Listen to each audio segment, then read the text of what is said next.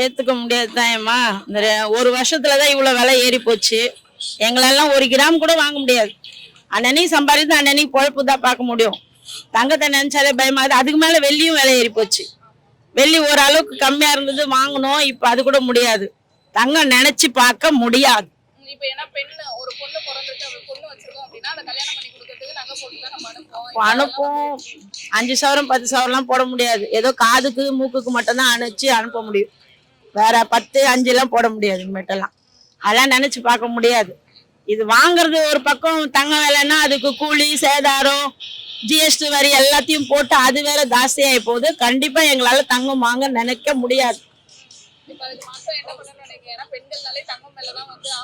ஆசைப்படுவாங்க தான். ஆனா குறையுமா? குறையணும். குறைஞ்சா வாங்கலாம். குறையாத இருக்கும்போது இனிமேட்டு குறையறதுக்கு சான்ஸ் கிடையாது. ஏறதுக்கு தான் இருக்கும் வழி. அவ்வளவுதான். இனிமேட்டு ஏறின்னு தான் இருக்கும், இறங்காது.